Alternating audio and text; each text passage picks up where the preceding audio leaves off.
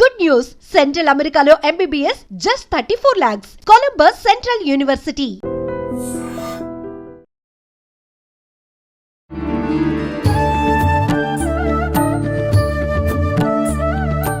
నమస్కారం, welcome to I dream. ధర్మ మార్గం విత్ విజిత కార్యక్రమానికి స్వాగతం. ప్రస్తుతం మనతో పాటు ఉన్నారు ప్రముఖ ఆధ్యాత్మికవేత్త, విశ్వ నియమాల ప్రచారకురాలు లక్కరాజు నిర్మల గారు. ఇప్పుడు అమ్మతో మాట్లాడి మరిన్ని విషయాలు తెలుసుకుందాం. అమ్మ నమస్తే. నమస్తే అమ్మ, మనం ఏ పూజ చేసినా కూడా ఖచ్చితంగా అక్షతలు లేనిది పూజ అనేది పూర్తి అవ్వదనే చెప్పాలి. కానీ ఈ అక్షతల్లో కూడా చాలా మంది, అది మరి ప్రాంతీయ ఆచారమా లేకపోతే ఎవరికి నచ్చినట్టుగా వాళ్ళు చేసుకుంటున్నారో తెలియదు, కానీ కొంతమంది కుంకుమతోటే అక్షతలు కలపాలి, కొన్ని వాటర్ తడి చేసి కుంకుమతో కలపాలి అంటారు. కొంతమంది లేదు, వాటర్ వద్దు, ఆయిల్ వేసి కొంచెం కుంకుమ వేసి కలపాలంటారు. కొంతమంది కుంకుమ అక్షతలు వాడకూడదు, పసుపు అక్షతలు వాడాలి అంటారు. కొంతమంది కుంకుమ పసుపు కలిపి కలుపుతారు. అసలు రకరకాలుగా చేస్తున్నారమ్మా. మొత్తానికైతే అసలు అక్షతలు ఎలా కలపాలి అనేది ఒక పెద్ద సందేహంగా మారిపోయింది ఈ మధ్యకాలంలో. ఎలా అమ్మా అసలు ఈ అక్షతలు కలిపే విధానం ఎలా ఉండాలి, అక్షతలతో పూజ చేసే విధానం ఏ రకంగా ఉండాలో తెలియజేయండి. తప్పకుండా నాన్న, ఇది ఇప్పుడు జనరేషన్కి నిజంగా క్వశ్చన్. ఎందుకంటే పూజా విధానం, పూజ చేయమన్నారు, అక్షింతలు అనేవి ఎందుకు వేస్తాం, దాని ఆంతర్యం ఏంటి? 2 దీపాలు పెడతాం, 2 దీపాల ఆంతర్యం ఏమిటి?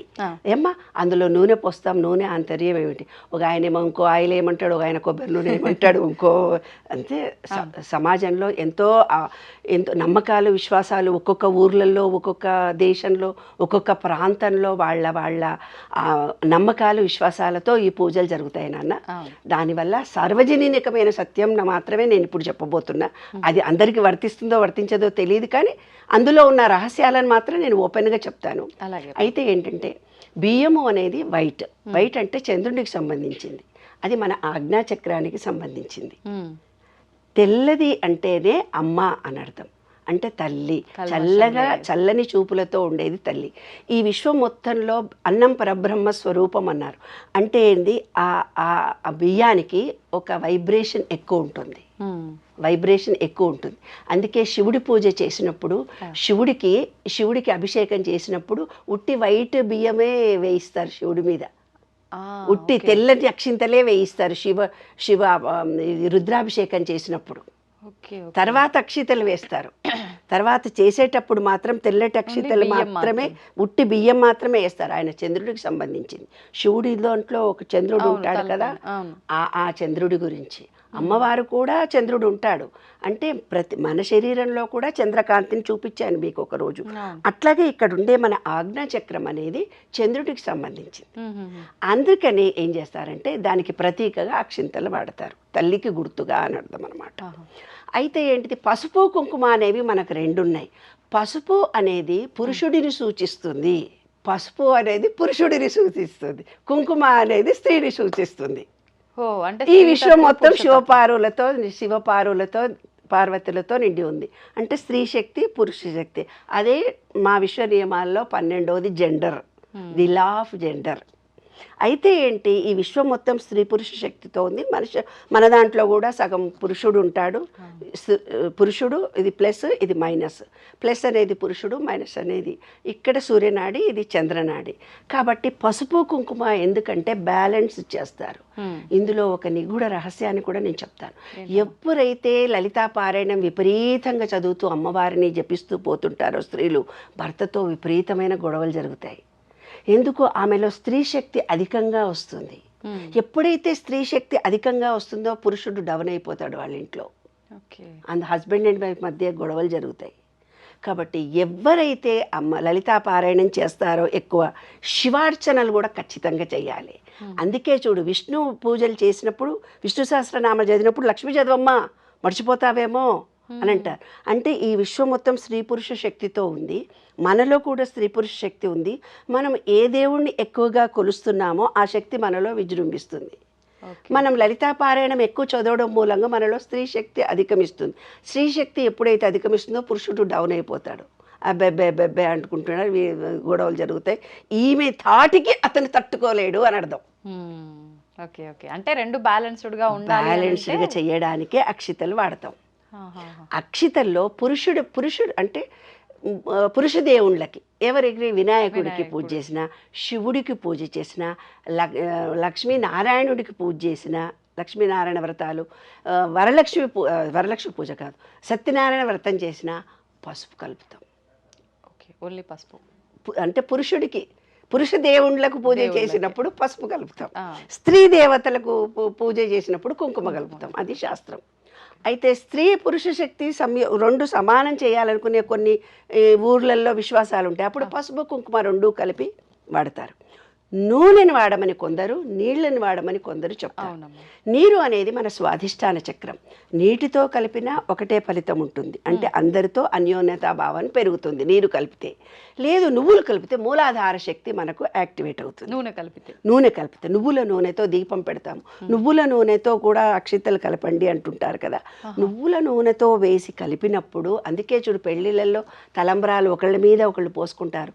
అంటే స్త్రీ పురుష శక్తిని ఈక్వల్ చేయడానికే తలంబ్రాలు. అక్కడ పసుపు అక్షతలే కదమ్మా, పసుపు అక్షింతలే. అంటే పురుష తత్వాన్ని పెంచుతారు.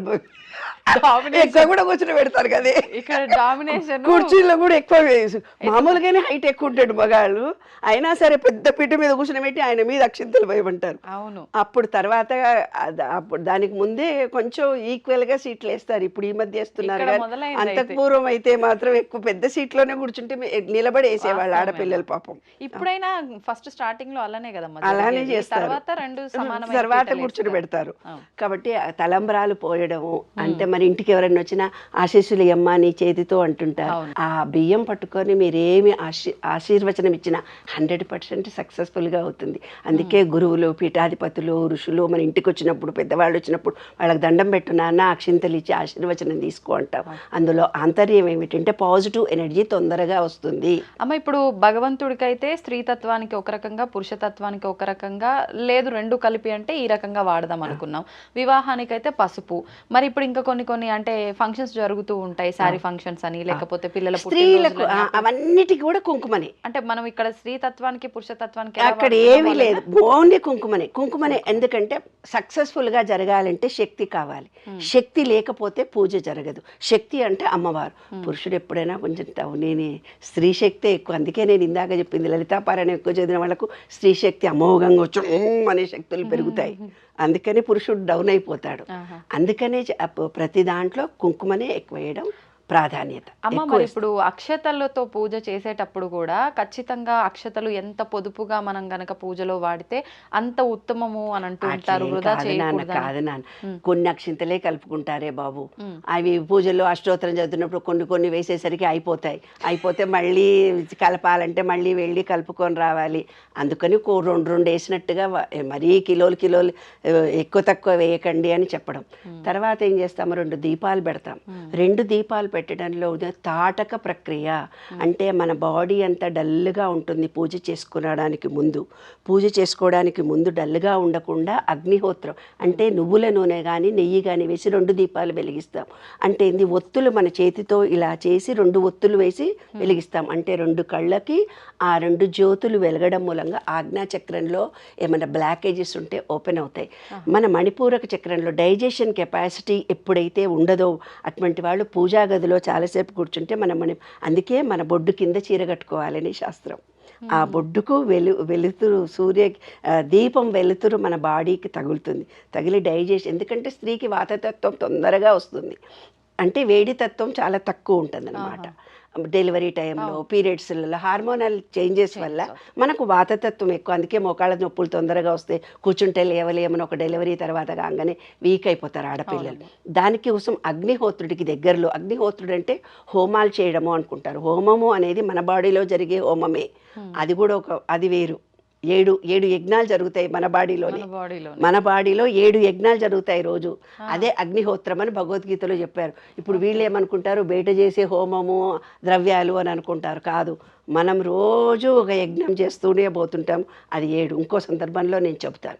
ఇప్పుడు ఏమిటిదంటే, ఇప్పుడు 2 దీపాలు పెట్టి చూసినప్పుడు 2 కళ్ళకి ఆ వెలుతురు జరిగి మన మణిపూరక చక్రము, ఆజ్ఞా చక్రము ఓపెన్ అవుతాయి.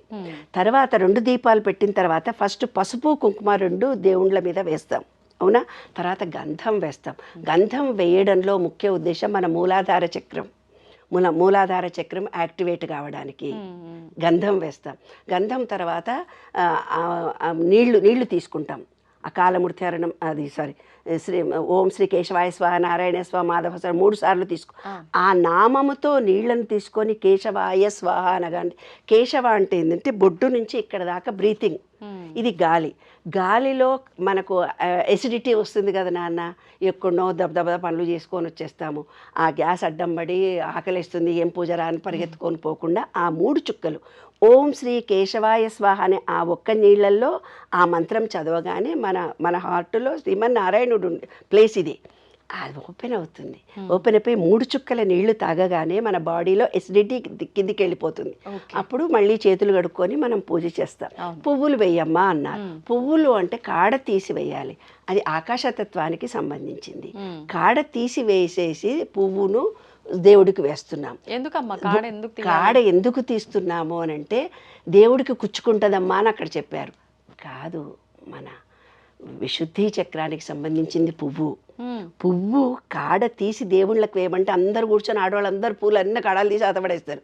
బయటకు వచ్చినాక ఆ అమ్మ గట్ల చేసింది, ఈ అమ్మ ఎట్లా చేసింది అని క్రిటిసిజం చేసి మాట్లాడతాం. స్త్రీలు కానీ పురుషుడు కానీ కాడ లేకుండా పువ్వును దేవుడికి వేసినట్టుగా మృదు మధురమైన మాటలు మాట్లాడాలి.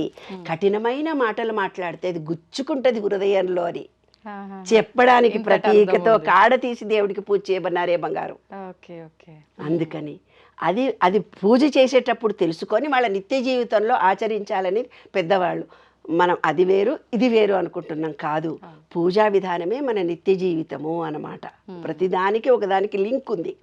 తర్వాత ఏం చేస్తున్నాము, మంత్రం ఏదో చదువుతున్నాం, ఒక బీజాక్షరాలు చదువుతున్నాం.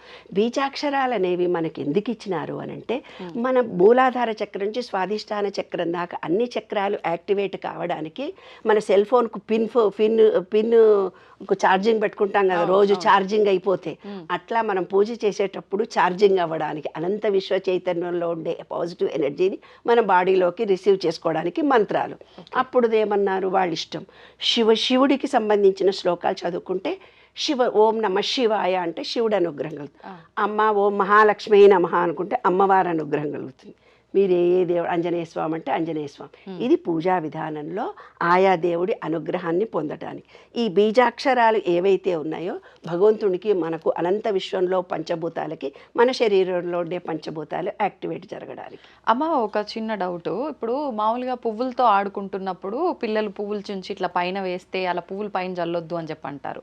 కానీ ఈ మధ్యకాలంలో ఇది జనరేషన్ మారుతున్న కొద్దీ భగవంతుడి పైన పువ్వులు వేస్తున్నాము కాబట్టి అక్షతలు వేస్తున్నాం, పువ్వులు వేస్తున్నాం. మరి దీని నుంచి తీసుకుంటున్నారో ఎలా తీసుకుంటున్నారో తెలియదు, కానీ ఫంక్షన్లలో కూడా వివాహంలో అయినా సరే మిగతా ఫంక్షన్లో అయినా సరే అక్షతల్లో పువ్వులు కలపడం అనేది ఎక్కువగా చూస్తున్నాం.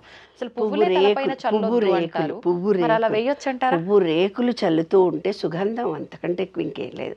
అదొక ఆర్టిఫిషియల్, దాంట్లో ఫలితం రాదు. ఫలితం పువ్వుని ఎప్పుడైతే నువ్వు తుంచావో అంటే దానికి ప్రాణశక్తి పోయినట్టే కదా. ఒక పువ్వు ఈ విధంగా వేసినప్పుడు అంటే ఒక మాట మనం తుంచినట్టుగా మాట్లాడతామే, అబ్బా ఆమె మాట తుంచినట్టుగా మాట్లాడుతుంది, ఆ మాట బాగలేదు అంటే మనం ఎన్నో సందర్భాల్లో రోజు వింటుంటాం. అంటే పువ్వును తుంచినప్పుడు ఎలాగైతే తుంచినట్టుగా ఉంటుందో మన మాట అలా తుంచినట్టుగా ఉండకూడదు. పుష్పంలా ఉండాలి, మృదుమధురంగా ఉండాలి, ప్రేమగా ఉండాలి, లాలనతో ఉండాలి, ఆత్మీయతతో ఉండాలి, అనురాగంతో ఉండాలి. ప్రేమ ఉబికి వచ్చేసి అయ్యో నా మనిషి అన్నట్టు కలిగేటట్టుగా మనం మాట్లాడగలగాలి. అది జీవిత సత్యం నాన్న. అదే దేవుడి పూజకి మన బాడీలో ఉండే పంచభూతాలకి అవినాభావ సంబంధం. తర్వాత ఏం చేస్తావు, ప్రసాదం ఇస్తావు దేవుడికి. ప్రసాదం అంటే అపానాయ స్వాహ, ఉదానాయ స్వాహ, సమానాయ స్వాహ అంటే నేను ఈ ఆహారం తింటానైనా కింది నుంచి గ్యాస్ వెళ్ళిపోని, పైనుంచి హార్ట్కు మంచిది కానీ ఇక్కడి నుంచి పైదాకా ప్రాణశక్తి రాని, హార్ట్కు మంచిగా పోని. వ్యానాయ శరీరం మొత్తం చక్కగా గాలి ప్రసాదించమని ప్రసాదం ఇచ్చాం. ప్రసాదం తర్వాత హారతి ఇస్తున్నాను. హారతి ఇవ్వడం అంటే ఏంటిది, మనలో ఉండే ఆత్మ విశ్వ చైతన్యంలో ఆత్మ పరమాత్మ లౌకికంగా కలిసిపోవడము. అక్కడ నువ్వు ఒక అగరబత్తి వెలిగిస్తావు, పూజ చేసే ముందు 2 అగరబత్తులు వెలిగిస్తావు. అగరబత్తి అనేది మన హార్ట్కి సంబంధించింది. ఎక్కడి నుంచైనా దూరం వాసన వస్తే అబ్బా ఏదో మంచి వాసన వస్తుంది అని అనుకుంటాం కదా నాన్న. అంటే మన హార్ట్ చక్రాకు సంబంధించింది అగరబత్తి అనేది, సుగంధానికి సంబంధించింది. అంటే మన మాట ఎలా ఉండాలంటే ఇక్కడ మాట్లాడిన దేశవ్యాప్తంగా ప్రచారం అయ్యేటట్టుగా అందులో ఎనర్జీతో కూడుకొని ఉండాలి, ప్రేమతో ఉండాలి, ఒక కృతజ్ఞతతో ఉండాలి. అదే అగరబత్తి. హారతి అనేది ఆత్మకి పరమాత్మకి మొత్తంకి కలిపేసుకుని ఏకత్వాన్ని పొందడం. నాయన నేను మొత్తం నీవే నీవే నేను అంటే ఈ విశ్వమంతా పరమాత్మనే, నేను నాలో ఉన్నది పరమాత్మనే, బయట ఉన్నది పరమాత్మే, ఏకత్వాన్ని పొందడము.